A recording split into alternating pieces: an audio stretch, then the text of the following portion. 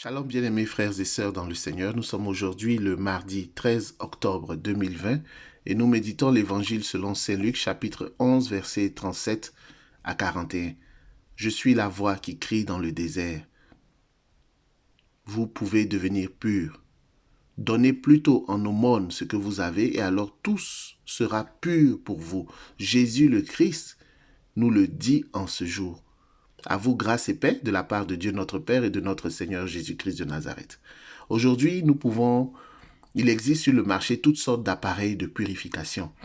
Nous cherchons à purifier l'air, nous cherchons à purifier et puis nous pouvons payer des centaines d'euros, de dollars, de francs CFA, des milliers de francs CFA pour obtenir un appareil qui va purifier notre eau, qui va purifier notre air, qui va purifier, qu'est-ce que je pourrais citer encore comme exemple, qui va purifier quelque chose dont nous avons réellement besoin, quelque chose de vital pour nous.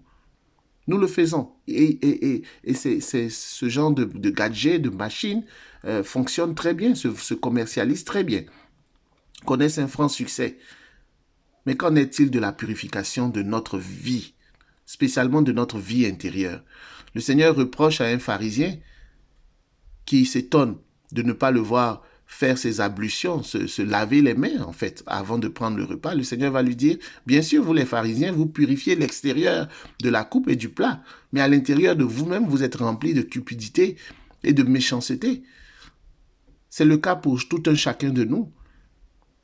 Nous respectons toutes les règles de bienséance. Nous voulons être politiquement corrects. Extérieurement, nous voulons paraître comme des personnes gentilles, des personnes généreuses, de bonnes personnes, c'est bien. Mais qu'en est-il de l'intérieur? Parfois, à l'intérieur, c'est de la méchanceté qui s'y trouve. Et c'est le cas pour tout le monde. Parfois, à l'intérieur, ce sont des choses pas très agréables qu'on pourrait trouver si on devait aller sonder l'intérieur de chacun. Le Seigneur poursuit en disant « insensé ». Celui qui a fait l'extérieur n'a-t-il pas fait aussi l'intérieur? Donnez plutôt en aumône ce que vous avez, et alors tout sera pur pour vous. Telle est la clé de cette lecture sur laquelle j'aimerais insister. Je peux devenir pur. Tout sera pur pour moi, aussi bien mon intérieur que mon extérieur. Tout sera pur pour toi aussi. Si tu acceptes, si tu commences, si tu pratiques l'aumône. C'est ce que le Seigneur nous dit. Et cela fait écho au livre de Tobie, à partir du chapitre que vous pourrez trouver. J'encourage tout un chacun à lire le livre de Tobie, que je trouve fort intéressant, fort riche en enseignements. Le livre de Tobie au chapitre 12 nous dit à partir du verset 9, « Car l'aumône délivre de la mort, et c'est elle qui efface les péchés. » et qui fait trouver la miséricorde et la vie éternelle. La vie de Jésus-Christ a été une aumône pour toi.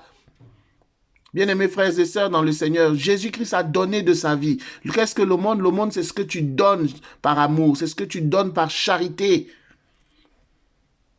C'est pas nécessairement de l'argent. Si tu donnes de ton temps à une personne qui est dans le besoin, à une personne qui souffre, à une personne qui est triste, qui pleure, si tu donnes de ton temps en priant pour des familles, pour quelqu'un qui est dans le besoin, tu es en train de faire de l'aumône. Jésus-Christ, l'aumône par excellence que nous avons reçu du Père, c'est Jésus-Christ. L'aumône dont nous avons bénéficié, c'est Jésus-Christ qui a donné sa vie pour que chacun de nous hérite de la vie éternelle. C'est cela. Et le livre de Tobie nous dit, à partir du chapitre 12, verset 15, « Je suis l'ange Raphaël. » L'ange Raphaël dit à Tobie, « Lorsque tu priais avec larmes et que tu donnais la sépulture aux morts, lorsque tu les mettais en terre pendant la nuit, je présentais ta prière au Seigneur. Et parce que tu étais agréable à Dieu, il a fallu que la tentation t'éprouva. Maintenant, le Seigneur m'a envoyé pour te guérir et pour te délivrer du démon Sarah, la femme de ton fils. Je suis l'ange Raphaël, un de 7 qui nous tenons en présence du Seigneur. En entendant ces paroles, il fut hors d'eux-mêmes et tout tremblant, ils tombèrent la face contre terre.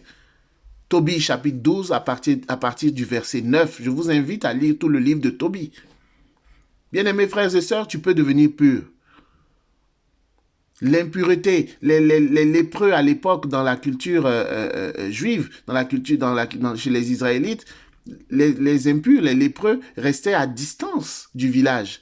Ils n'approchaient pas des personnes. S'ils devaient vraiment approcher du village, ils devaient crier « impur, impur, impur » pour que les gens s'éloignent, pour donner la chance aux gens de s'éloigner, de ne pas les côtoyer, pour avoir une forme de distanciation sociale.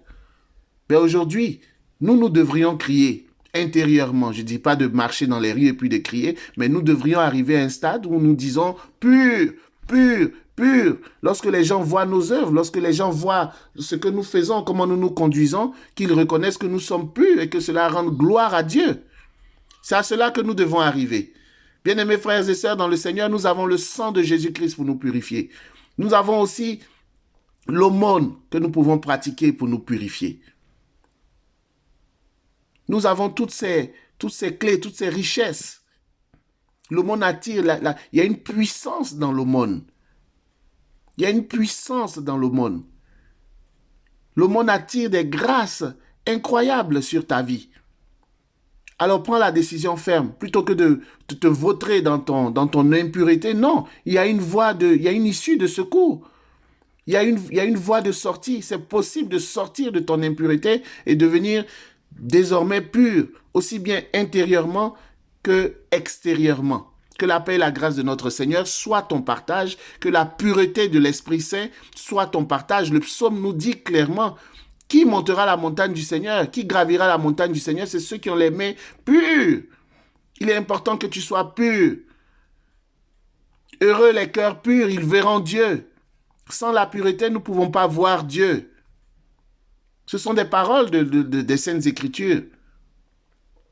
Important de mettre tout en œuvre, de courir, de chercher à être pur pour la gloire de Dieu. Que la paix et la grâce de notre Seigneur soient votre partage au nom du Père et du Fils et du Saint-Esprit. Ainsi soit-il.